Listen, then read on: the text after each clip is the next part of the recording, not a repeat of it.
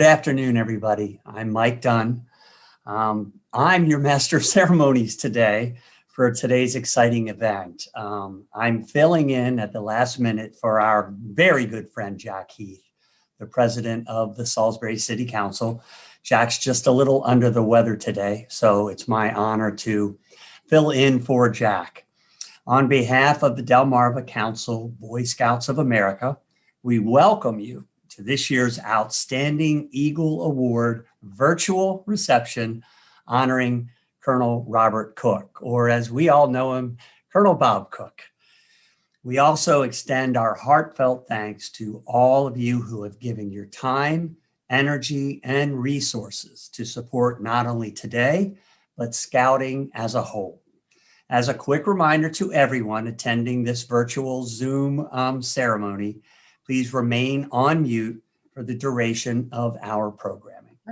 It is now my pleasure and honor to introduce Reverend George Patterson, who will give our invocation for today. Reverend Patterson. Let us pray, please. Loving and gracious God, indeed, you're the one who stands at the center of all of life and love. You give life and you sustain life. And it's in you that we live and move and have our very being. Holy God, we thank you for the high and honorable mission of Scouting. We thank you for Shana and all the staff of the Delmarva Council for their fine leadership and for the countless volunteers who give of themselves in gracious and generous ways. And Holy God, we give special thanks today for our honored one, Colonel Robert Cook, and the way he has given of himself in such generous and sacrificial ways to his creator, to his community, and to his country. Now, O God, by the unseen moving of your spirit, guide all that is said and done for your glory, but also for the furtherance of Scouting. In Christ's holy name I pray. Amen. Thank you so much, Reverend Patterson. At this time, I would like to present the Honor Guard comprised of the Sea Scouts from Ship 198 to lead us in the Pledge of Allegiance and the presentation of the colors. Scouts. Will the audience please rise for the presentation of the colors? Color Guard, present the colors. Color Guard, stand up. Color Guard, forward march.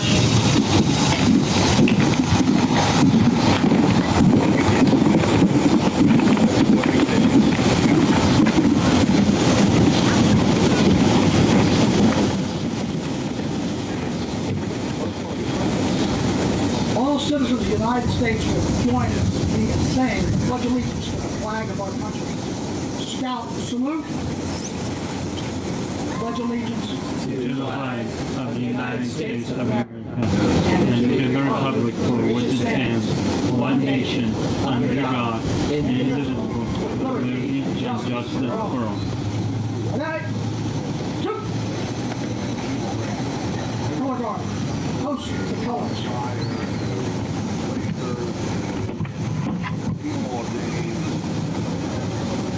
Please join me in the Scout Oath and Law. Scout sign. Scout Oath. On my honor, I will do my best to do my duty, to God and my country, to obey the Scout law, to help other people at all times, to keep myself physically strong, mentally awake, and morally straight. Scout law. A scout is trustworthy, loyal, helpful, friendly, courteous, kind, obedient, cheerful, brave, and reverent. Ready, two. Color Guard. One step forward. Color Guard. Right face, left face. Forward march.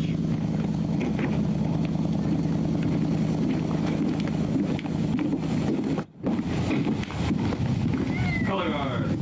Halt. Thank you so much, Ship 198. That was special. Again, please be seated. Once again, welcome and thank you for coming to this very special occasion. As you know, an event like this would not be possible without the support of generous donors who help underwrite our costs and help us raise revenue for Scouting programs. I'm proud to share that through this event, the honoring of Colonel Robert Cook, over $50,000 has been contributed to Delmarva Council, and I think that deserves a virtual round of applause from everyone. Great job. Thank you to everyone. A group of committee members have been working diligently, and again, I give a shout out to Shayna. She's been unbelievable. The committee members have been working diligently, organizing and raising funds to make this afternoon possible. I'd like to thank them publicly for their superb leadership on this event. Our two co-chairs, Kathleen Momay and Sharon Morris, did an outstanding job. Thank you so much, Kathleen and Sharon. Also, as part of the committee, I'm just going to read down the list and we'll hold the applause until the end. We want to thank Bill Martin, Brian Hurst, the Reverend George Patterson, Tom Hershey, Tom Mears, Tom Smith, Tony Sarbanes, Walter Woods, Cliff Berg, Tom Evans, John Shahan, Tom Taylor, Karen Bromley, George Lenneman, Bruce Patterson, Chris Eccleston, Marty Neat, and I was also on that committee. So how about a round of applause for all those folks who helped put this together? I would also like to thank some of our leading sponsors who have given so much to help make this happen. We'd like to thank our Eagle Scout sponsors this year, Delmarva Veteran Builders and the Hazel Farm Property Foundation. We would also like to thank our Life Scout sponsors, Mr. and Mrs. Tom and Beth Hershey, Purdue Farms Incorporated, and the Richard A. Henson Foundation. 100% of the money raised this year will go directly to Scouts here in the Tri-County District. Scouting programs prepare youth for the challenges they will face as adults by instilling in them the values and leadership skills that they will need to make the right decisions in life. Your contributions to this event helps to provide the resources necessary to deliver quality scouting programs that positively influence the lives of youth. A full list of the many sponsors for this afternoon's event will be featured following today's remarks, as well as on the Delmarva Council's Facebook page and the program for today's event. Now, I'd like to ask the Scout Executive of the Delmarva Council Boy Scouts of America, Robert Nakagawa, to make a few comments. Robert? Thank you, Mike. I just want to thank all of you for your participation, especially to our special honored recipient of our outstanding Eagle. Without him, this wouldn't be possible, and all of us wouldn't be here gathered today. Scouting is alive and well. We are thriving and growing. We have a number of units that are being organized even as we speak, and even during COVID, we had 4 or 5 units get started. We are still continuing to grow, and what a befitting opportunity to recognize Bob with this, and he's such an inspirational individual. This poem by Will Allen Drumgoole just sums up a great deal of what he's done for scouting and the community. And if I quickly recite this poem for you that you may know it. An old man going a lone highway came at the evening cold and gray to a chasm vast and deep and wide, through which was flowing a swollen tide. The old man crossed in the twilight dim, the rapids held no fears for him, but he turned when safe on the other side and built a bridge to span the tide. Old man, cried a fellow pilgrim near, you're wasting your time in building here. Your journey will end with the closing day. You never again will pass this way. You have crossed the chasm deep and wide. Why build you this bridge at eventide? The builder lifted his old gray head. Good friend, in the path I have come, he said, there follows after me today a youth whose feet must pass this way. This stream which has been as naught to me, to that fair youth may a pitfall be. He too must cross in the twilight dim. Good friend, I am building this bridge for him. He has done so much for the community that, I'm extremely happy that we could present this award to Bob, and the countless many young men and young women that are following in his footsteps to be scouts and who knows, maybe even pursue careers in the military and do other things to make our community a better place. And even for each of you participating today and your contributions, you've helped us as an organization to continue to pay it forward. And that's what we intend to do. We have an ambitious goal of someday reaching out to serving over 15,000 scouts in the peninsula. What a wonderful place it would be if these youth all subscribed and lived to the values of the Scout Oath and Law. And your contributions and your support in helping us recognize Bob today was a great opportunity for us to continue to deliver the mission of the Scouting program. Thank you. Robert, thank you very much. Well said. I would be remiss, since I am this substitute MC. I'll ask everybody just to look at this. This is the Greater Salisbury Committee, and Colonel Bob Cook was the founding executive director of the Greater Salisbury Committee and worked here for 25 years and helped establish the legacy that is GSC, and I'm honored. I tell you what, when you come into the office where Bob Cook worked, that's a pretty daunting proposition, but it's a huge honor. This afternoon, we have a scout with us who is earning the rank of Eagle. I'm very pleased to introduce you to one of the Tri-County District's finest young men, Sean Dilworth of Troop 176. Hello, my name is Sean Dilworth. I've been in the Boy Scout program for over 10 years, almost, starting as a Tiger Cub and working my way all the way up to where I am now, where I've just submitted the paperwork for my Eagle Scout application, and I'm waiting for it to be approved by the council so I can proceed with a board of review. Over my years of scouting, I have had tons of experience and life lessons and friends made, too. If you could excuse me, I'm not very good at this public speaking thing. But with Boy Scouts, so I've gone on so many camping trips and seen so many amazing places, from Shenandoah Mountains to the museums of the area, the small little parks and places, and nice little hidey holes in the woods to spend the weekend.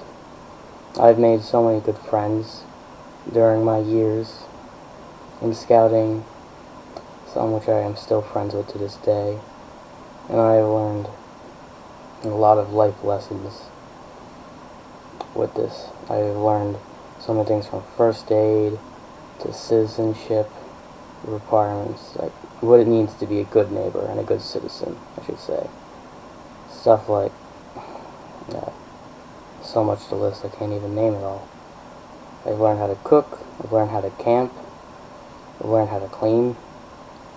That was the thing they taught a lot. They taught us how to clean a lot. And we made really good messes, let me tell you that. You ever tried to clean a Dutch oven after making a really big, meal? Really complicated, like cobbler? God, that stuff is so hard to clean.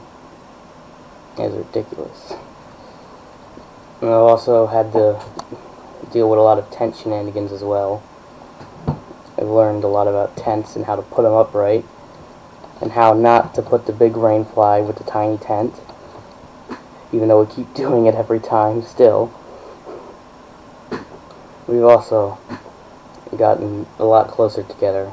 It's more of a band of brothers, really, than scouts, to be honest, at this point. And we're all pretty close. It's a tight group. But scouting's been really fun, and I would recommend it if everyone did it.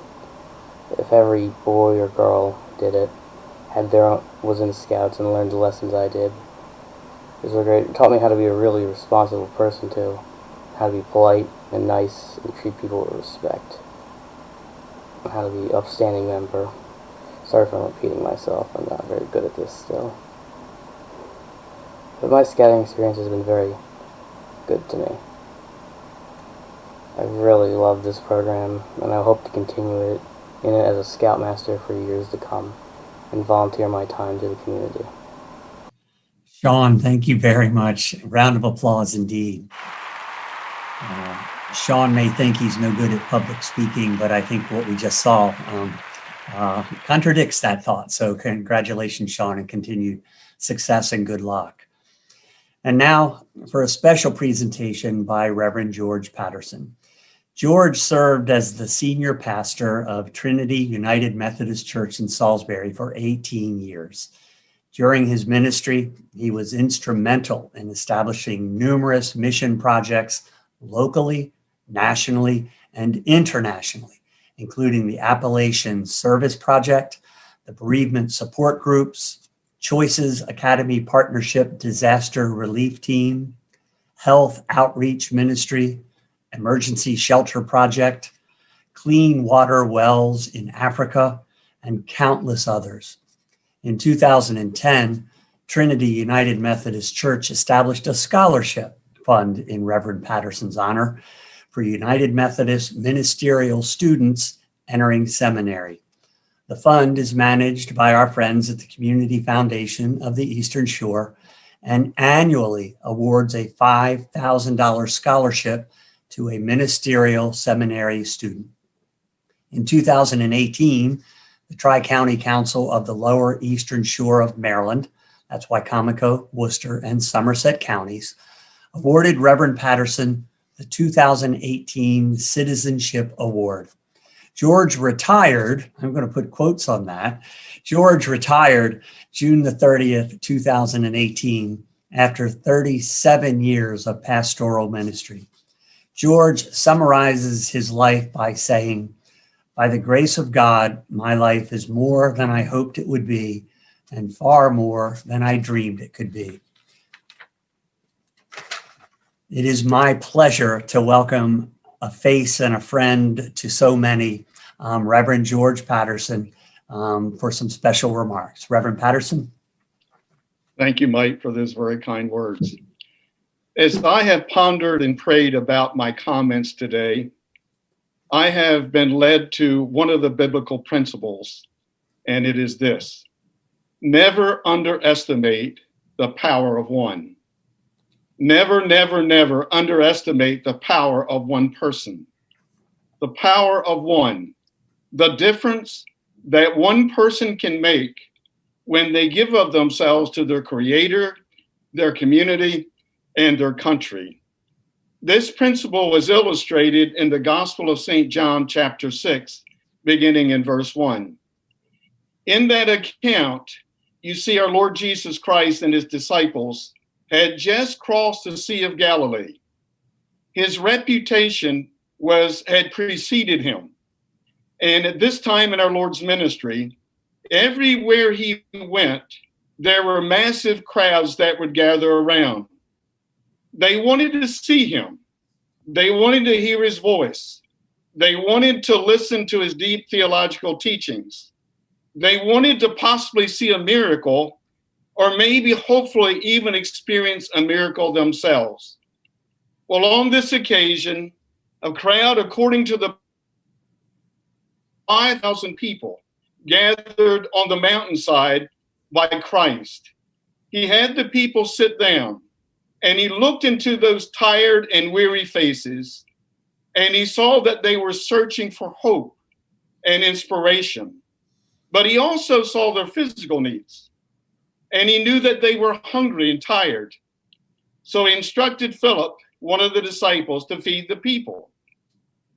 Philip said, "Lord, 8 months' wages would not buy enough food to give the people even one bite." But then Andrew pointed out a little boy, and the little boy was holding up a bag lunch, his bag lunch. It consisted of 5 little barley biscuits and 2 little pickled sardines, and he offered it to Christ. And then, if you're familiar with the story, you know that Jesus held it up. He asked God to bless it, gave thanks for the food, and then instructed the disciples to distribute the food to that massive crowd. And as you will recall, that all of those people, that massive crowd of about 5,000, they all ate to their fill. And then the disciples gathered up the leftovers that filled about 12 baskets. Now, I know when we read about one of these miracles in the biblical record, or when we preachers talk about these things, there are always those with ears that may listen with a bit of skepticism. But my focus today is not on the miracle, and it's not on the miracle maker. It's on that little boy that was willing to offer his bag lunch to Christ and how Christ multiplied it. I want to ask you today, within the sound of my voice, what is your attitude regarding the power of one? What is your sense? Do you believe that you can make a difference in your church, in your community, and maybe even in your country? I have one thought for you today, and my thought is this: never underestimate the power of one. Why? Because little is much in the hands of God. And we witnessed that in that account in John's Gospel, chapter 6. But think about something for a moment. I am convinced that we are all created beings with a created purpose, that we all have a sacred calling upon our life, a calling that we may not have chosen, but a calling for which we have been chosen. And that is to fulfill God's will and purpose in each of our individual lives. The biblical record teaches us that we are all created in distinct, unique, and different ways, that we've all been given gifts and graces. And think about this for a moment. Today, there's 7.6 billion people on the face of the earth. And we know that not one other person looks exactly like you, talks like you, thinks like you, acts like you, or has the same gifts and graces. That we are created beings with a created purpose. And that purpose is to fulfill God's will and purpose in life. Never underestimate the power of one. I want to take you back to a true story in the 1800s. It's an old story, but it contains a timeless truth. It's about a little girl by the name of Hattie Wyatt. Hattie lived in the suburbs of Philadelphia in a very modest middle-class neighborhood. Down on the corner of the block was a small church. And little Hattie, only being 7 years old, asked her parents one day, "Mom, what do they do on a Sunday morning? All those adults and all those little boys and girls going into church." Her parents, not being people that were persuaded by matters of faith or have even embraced faith, really were embarrassed because they really didn't know how to answer her. But ironically, a few days later, one of Hattie's girlfriends invited her to go to church. So she was all excited. Her parents gave her permission. So that Sunday morning, her mother helped her put on her little dress and her little dress shoes, and little bobby socks, and she went off to church for the first time. She was so excited. That Sunday school room was filled to capacity with other little boys and girls her age. Even Pastor Conwell came in to greet the little boys and girls. She came home all excited. And for the next 2 years, little Hattie Wyatt had perfect attendance. She never missed a Sunday. And then at the age of 9, something very sad happened. Little Hattie's health began to decline. And within a month, as hard as the doctors tried, little Hattie passed. Pastor Conwell came to provide some support for the family, and he offered to have her service at the church, and the family was delighted to do so. The morning of her funeral service, as the story goes, her little Hattie's bedroom, a little nightstand, little drawer, little modest nightstand, and there she found a little change purse. And she opened up the change purse, and in it was a note. And the note said, to build a bigger church with more Sunday school rooms. And also in the change purse were 57 pennies. So before the funeral service, Hattie's parents gave the change purse and the note to Pastor Conwell, and he incorporated that in his eulogy.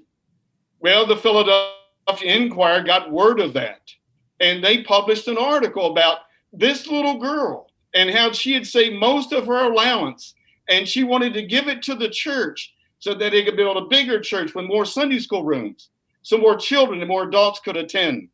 Well, the word spread. 2 days after a service, the pastor got a call from a wealthy real estate investor, and he offered the church a wonderful and valuable piece of property, large enough to build a church with plenty of parking and plenty of room for expansion, for the tidy sum of, you guessed it, 57 pennies. And the word continued to spread, and donations came in from all over the city of Philadelphia and the surrounding area. And soon that little church was able to build a bigger church, and it became Temple Baptist Church. And Pastor Conwell realized the need of education, so he started night classes at the church. And eventually those night classes were accredited, and eventually that program was chartered, and it became Temple University. And today, over 40,000 students matriculate through that university every year, working on undergraduate and graduate degrees in law and medicine and dentistry and pharmacology and education and business, arts and sciences, all kinds of wonderful disciplines. And weekly Temple Baptist Church, before COVID, would average 15,000 in attendance. Now, I want you to think, Temple Baptist Church and Temple University, it all came from 57 pennies. Never underestimate the power of one. Why? Because little is much in the hands of God. Colonel Cook, I salute you today, sir. You have given yourself to your Creator, to the community, and to your country. And as I was reading through your bio, and I thought to myself, because of your vision for Warwick Community College, how many men and women and young students have been enriched and prepared for a much better life because you had that vision? How many people, through the recipients of the Community Foundation, their lives have been enriched and touched in deep and meaningful ways, and have been given hope because you had the vision in part to start the Community Foundation, and they have given generously and graciously. Never underestimate the power of one. Why? Because little is much in the hands of God. How many people did God need to lead 2 million Israelites out of Egyptian slavery? One, a man named Moses. How many people did God need to stop what would have been the first Holocaust, as a king gave permission to a wicked and evil man to eradicate the Jewish people? It only took one person to stop that, and it was a woman named Esther. How many people did God need to give birth and life to his church on the day of Pentecost? One, a man named Peter. And how many people did God need to feed a massive crowd of 5,000? One, a little boy with a bag lunch with 5 little barley biscuits and 2 little pickled sardines. But the power of one is not just exclusively recorded in the biblical record. Think about down through the quarters of time. In 1645, it was one vote, one single vote, that gave Oliver Cromwell control of England. In 1776, it was one vote that gave America the English language rather than German. In 1875, it was one vote that moved France from a monarchy to a republic. In 1923, it was one vote that gave that wicked and evil man, Adolf Hitler, control of the Nazi Party. And Colonel Cook and General Sarbanes and other veterans, in 1941, it was one vote that saved the Selective Service system just 3 months before the bombing of Pearl Harbor. Little is much in the hands of God. Never, never, never underestimate the power of one. And as I close, did I hear somebody say amen? As I close, I want to remind everybody that God is watching. He's watching you, and he's watching me and everybody else. Dr. David Siemens is a professor at Asbury Theological Seminary in Wilmore, Kentucky. And seminaries, for those that don't know, that's where we preachers go to be trained after college. But Dr. Siemens writes about an incident in the seminary cafeteria one day. And he's going through the lunch line, and he gets to the end, near the dessert section, and there's this big basket of bright red, delicious apples. And in cafeteria work, I'd printed out a sign from the computer, and it said, "Take only one, please. God is watching." Well, close by was a big bowl of chocolate chip cookies. And a clever seminary student had ripped out a piece of notebook paper and had hastily scribbled the note and placed it on the big bowl of chocolate chip cookies and said, "Take as many as you want. God's watching the apples." Well, the truth is, we know that God has no blind spots. He's watching you. He's watching me, the apples, the chocolate chip cookies, and everything else. Never underestimate the power of one. Why? Because little is much in the hands of God. Enough said. Thank you. Reverend Patterson, those were beautiful words. The power of one is a powerful story. And I think I speak for everybody here that we wish you again continued luck in your retirement. You're as spellbinding today as you have been forever. We all wish you luck and thank you so much. And now, everyone, for the reason that we are all here today, a lot of preparation went into today's presentation. And at this time, we would like to present you with a previously filmed interview with Colonel Cook. Also included in this presentation are remarks from Mr. Tom Hershey and Dr. Ray Hoy, both close personal friends of Bob's.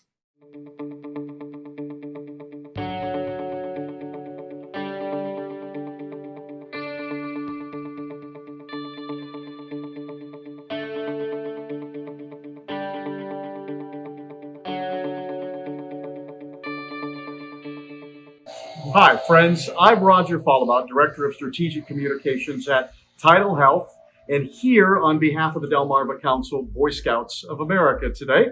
Joining me soon will be Scott Saxman, a Vice President of Whiting Turner. Scott is also on the board of the Delmarva Council. And we are here to honor a community citizen with a prestigious Scouting Award. Now, you'll notice we're not together. We're not in the same room. We had hoped to do that, but because of the ongoing challenges posed by the coronavirus, we are going to do this virtually this year. Hopefully, when we do it again, we'll all be back together. So I want to tell you a little something about our honoree. He's someone that you will recognize almost immediately when I start talking about him. He's also someone that you know very well if you spend any time in and around the Salisbury community for any number of years. We're talking, of course, about Colonel Bob Cook.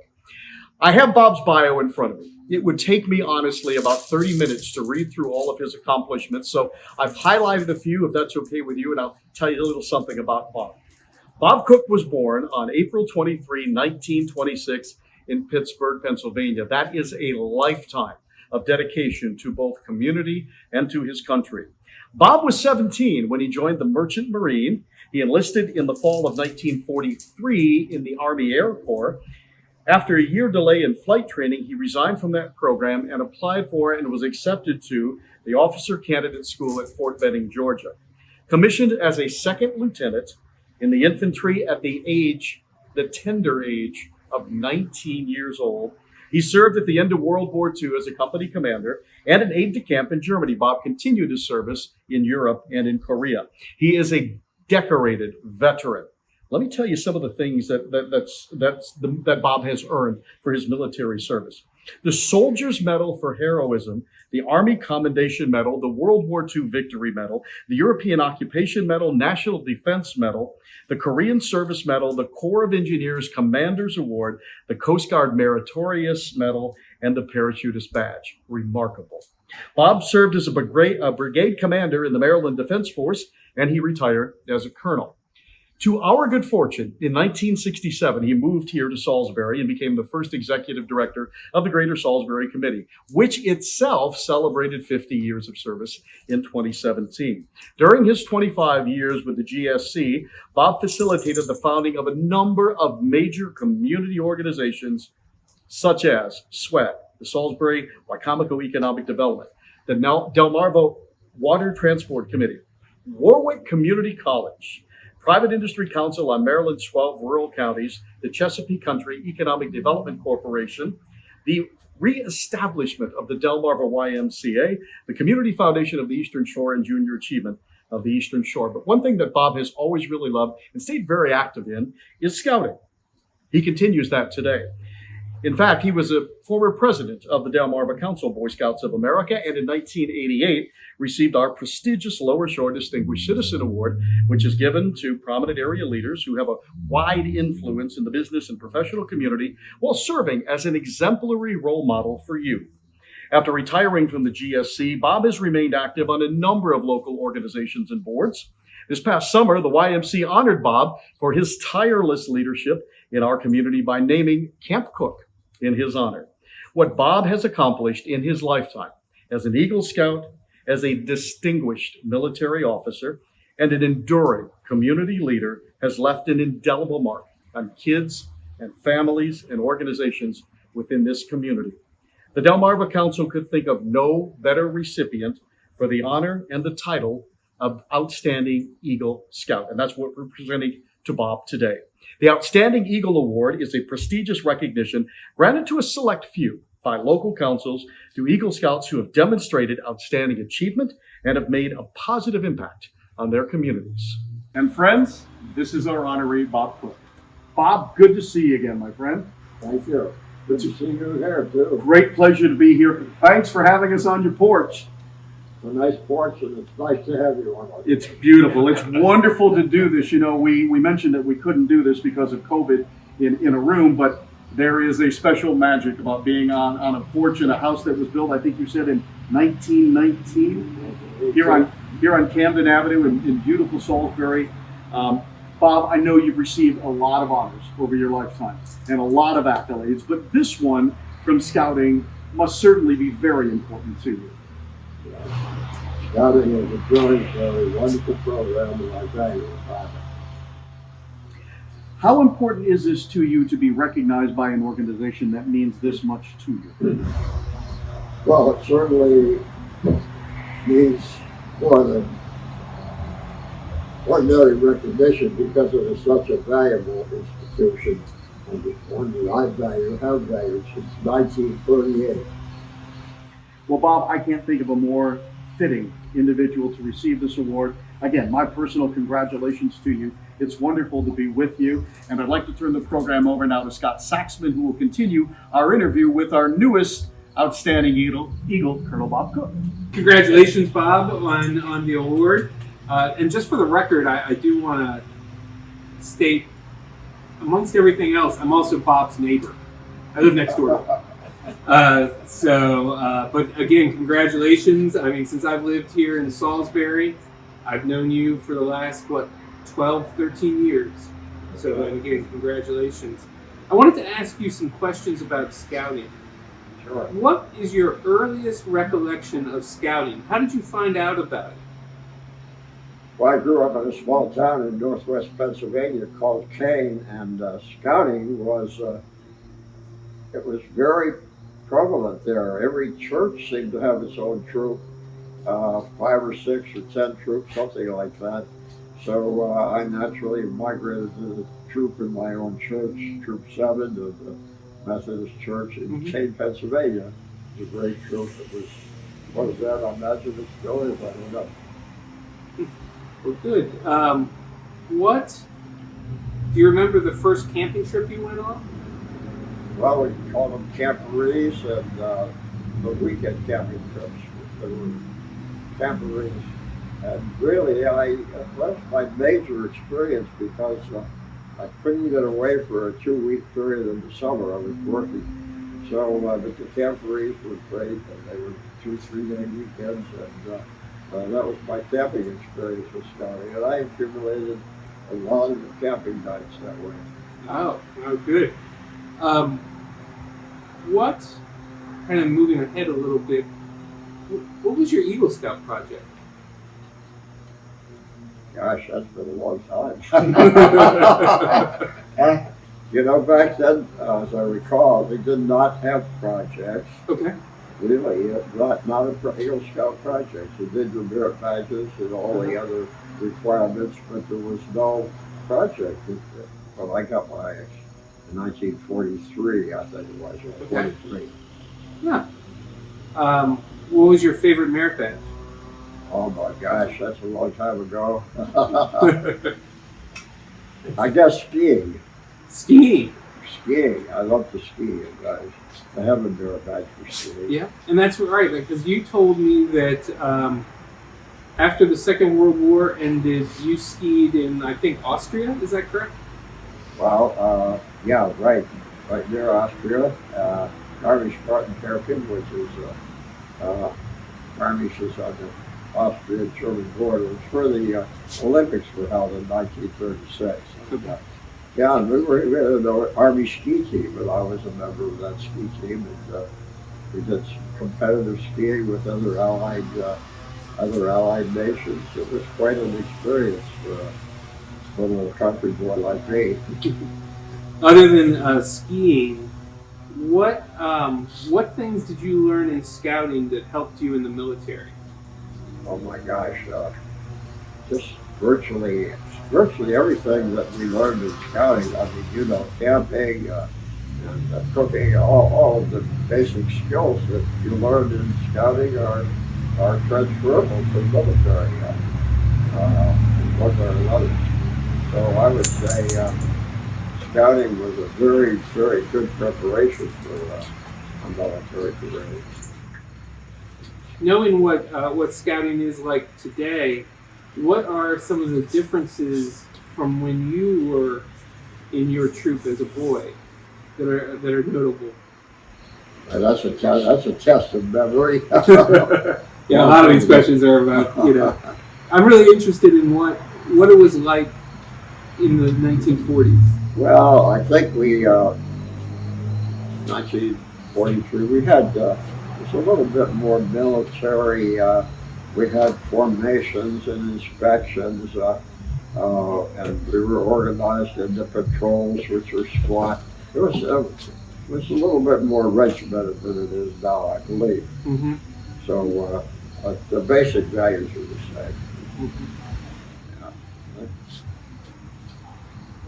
Are there any camping trips that stand out as really memorable? Any experiences that you had?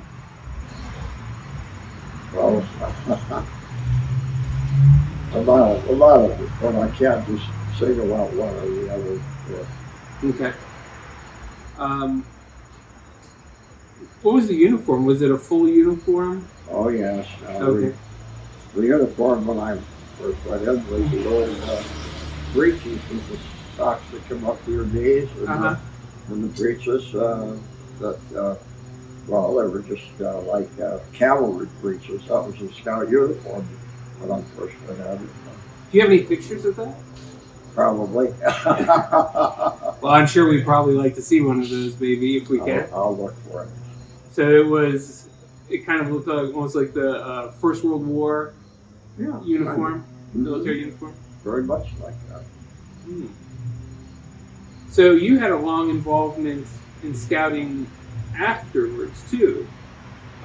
So after you served in the military, when did you come back and get involved in scouting? Right when you came back? Well, actually, I was involved in scouting while I was in the military. Okay. While I was in Europe, I organized a Boy Scout troop in the post where I was commander. Mm-hmm. So I found somebody who was an Eagle Scout who was eager to do it. So we actually had scouting on the military base in Germany. Was this for U.S. personnel? Yeah, or was it? for U.S. Okay. Oh, it was open to everybody, but it was mainly for our U.S. Okay. cats there. Do you remember the troop number? No, I don't. I remember my original troop number, Uh-huh. 7, that came to Right. So, and then when you came back, were you still involved in scouting when you came back to the U.S.? Well, there was a gap there. I had 2 daughters who were of the age that they were, and my mother, they were the Girl Scouts. So there's a gap there for a few years where I wasn't involved in Boy Scouts because I had daughters who very soon I got back into Boy Scouts through local connections and people talking about the door. In the same way that you got me involved with the council. And, you know, when I first moved here and we were talking, I think the conversation kind of hinted that way, and it was like, oh, I'd been in Boy Scouts. Oh, and I also have 2 sons, and you know, before long, I found myself on the board. That's where that would be too. And Right. It can make a major contribution, I'm sure. What would you say the single largest contribution that Boy Scouts has made to your life, in the way it has shaped your life? Values, things that are incorporated in the Scout law, the Scout oath. On my own, I will do my best to do my duty and so forth. Trustworthy, loyal, helpful, friendly, courteous, kind, obedient, cheerful. Right. And clean and reverend, those have been the guidelines of my life. I think they are stand out. They would be good guides for anybody. Mm-hmm. Scout oath and Scout law. The values are there. Is there any merit badge you didn't get, or anything you didn't finish in scouting that you wanted to have finished? I'm saying this, Bob, because I was one of those guys that finished their Eagle Scout project on the 11th hour. You know. Well, back when I got it, we didn't have Scout projects. We Right. had the merit badges and the Quarter of Honor, and that was it. But yeah, I finished all of those on the 11th hour. I would say, well, just really the overall values that scouting gives to a person that permeates your life, fills your life up with values. It did mine anyway, and I'm sure it does most boys and most youth. So I'd say that's the crux of it for me. Okay. I want to ask you one last hard question. If I gave you a piece of rope right now, could you tie a square knot? Yes. Like this. Well, Bob, congratulations again, and thank you very much. Thank you. Well, Scott and Bob, I want to thank you very much for being a part of this today. Bob, as I told you, it's great to see you. I don't think that there is anyone more fitting or deserving of this honor and this recognition than you. And I personally want to thank you for all that you have done to make my community where I live a much better place. So thank you so much, Bob Cook. We appreciate it. Thank you. Thank you very much. And I hope you've enjoyed this virtual presentation of our Outstanding Eagle Award to Colonel Bob Cook. If you'd like to learn more about scouting in our area, please stop by the website, Delmarva Council, www.dmvc.org. For Scott Saxman and the incredible Bob Cook, thanks very much for being with us. I'm Roger Fallabout from Untitled Chapter. We'll see you again soon.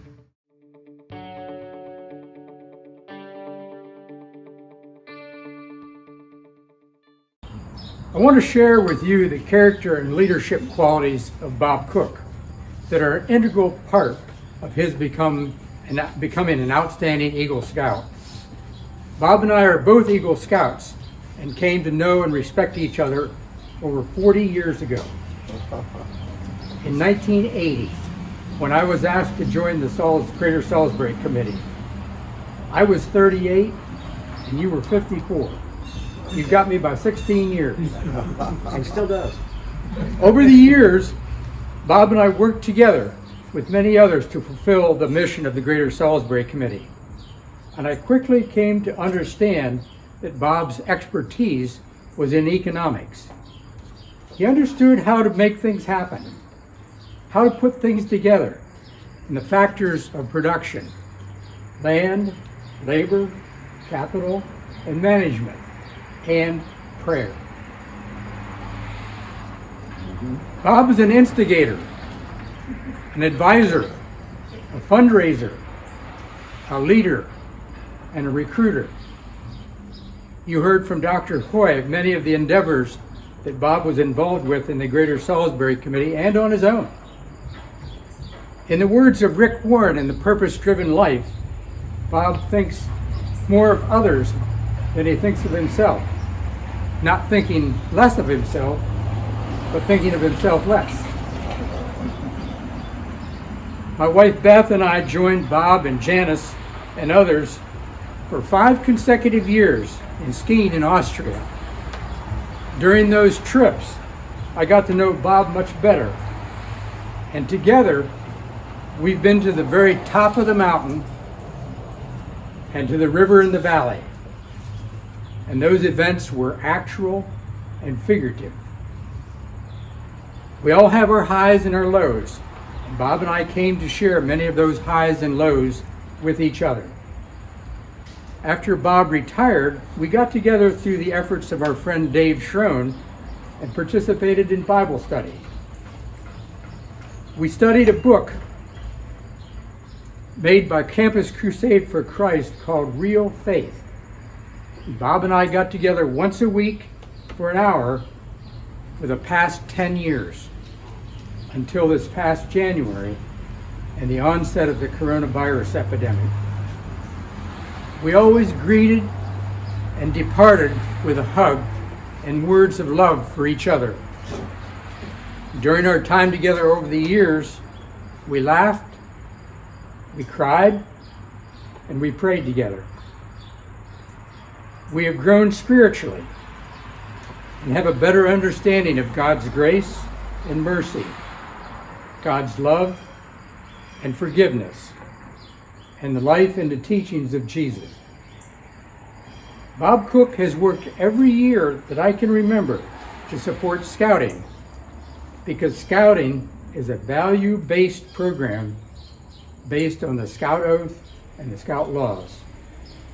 That in turn has shaped his character and made him an outstanding leader, and why you are the recipient of the Boy Scouts of America Outstanding Eagle Scout Award.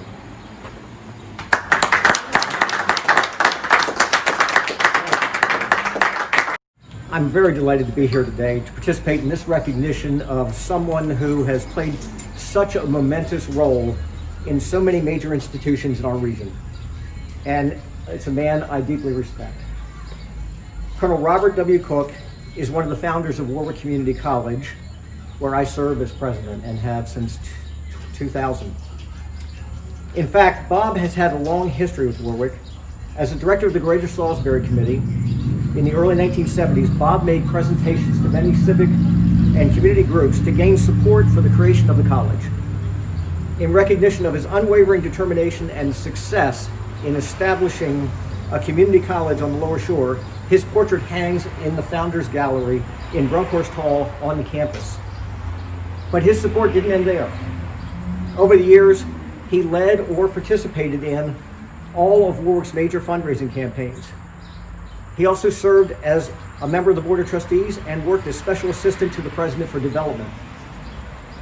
As a director of the Greater Salisbury Committee for 25 years, Bob was instrumental in the founding of many other local organizations, such as the Community Foundation of the Eastern Shore, Delmarva Water Transport Committee, Junior Achievement of the Eastern Shore, the Salisbury-Wycomico Economic Development Incorporated.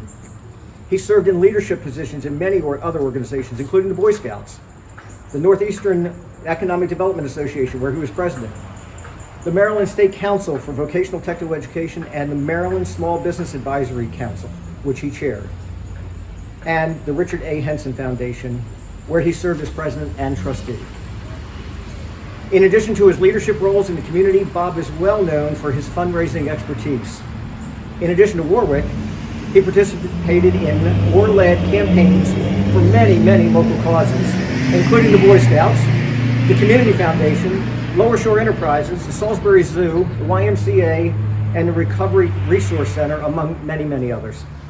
Among his other recognitions, he's previously received the Silver Beaver Award from the Boy Scouts in 1978, the Salisbury Neighborhood Housing Service Award in 2014, the Salisbury Area Chamber of Commerce Humanitarian Award in 2015.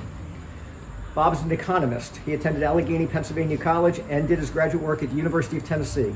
He joined the Army as an aviation cadet in 1943 and was later commissioned as an infantry second lieutenant. He received numerous awards during his 25-year military career, including the Soldier's Medal for Heroism, an Army Commendation Medal, and Parachutist Badge. It may be an understatement to say that Bob's history of commitment and support to his community, our community, is unrivaled. Bob, congratulations on this special recognition. Thank you.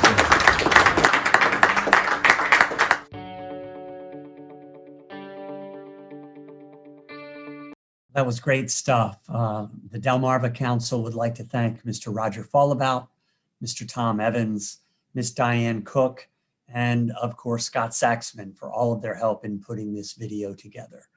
And now for some special remarks from Senator Mary Beth Carrozza.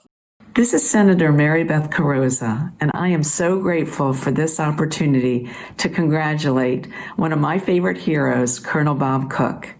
He has served his country and his home community his entire life, joining the military as a teenager, working his way up to company commander on World War II, serving in Korea and the Maryland Defense Force. And here at home, he has been a leader and a driving force for every major community accomplishment, ranging from the Greater Salisbury Committee, to SWED, to the YMCA, to Junior Achievement, to Warwick Community College. And of course, we know how much Colonel Bob Cook loves the Boy Scouts of Delmarva. He has set an example for all of us to strive in service to others, in service to our home community, to our state, and to our country. He has shared his God-given talents with all of us. And so we come together as a home community, as the state of Maryland, to congratulate Colonel Bob Cook upon this prestigious award. Colonel Bob Cook, we all love you. Thank you so much, Senator Carrozza. We have one final surprise before the award presentation. Bob, you have opened doors for so many young people in our community and were and continue to be an inspiration for Eagle Scouts who came after you. A few of your fellow Eagle Scouts joined together and made this video especially for you. Please enjoy. On my honor, I will do my best to do my duty to God and my country, and to obey the Scout law, to help other people at all times, to keep myself physically strong, mentally awake, and morally straight. A Scout is trustworthy, loyal, helpful, friendly, courteous, kind, obedient, cheerful, thrifty, brave, clean, and reverent.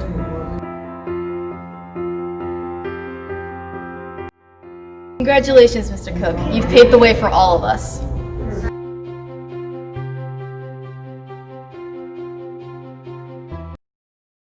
Bob, your contributions to our community are immeasurable, and we will benefit from them for many years to come. This award is so well-deserved. With the anticipation of not being able to gather together today, we previously recorded Colonel Robert Cook accepting his award. We are honored, Bob, to present you with this outstanding Eagle Scout Award. Congratulations, Bob. Congratulations. Thank you. Thank you. I love you all, and thank you very much. People think well enough of me to go to the effort to make this happen. I really am honored and very, very pleased to see everyone here everyone here that I love and that care about, some for many, many years, and gosh, some more recently, but I feel surrounded by love. I really do.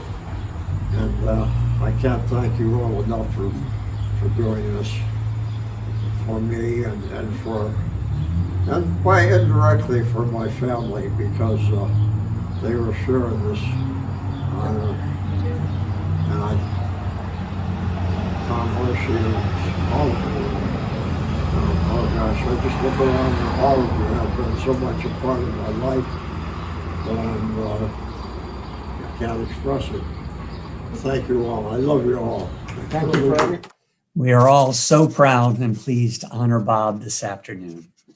It's also my privilege this afternoon to thank all U.S. service members and veterans for their service and for the courage it takes to defend, honor, duty, and country.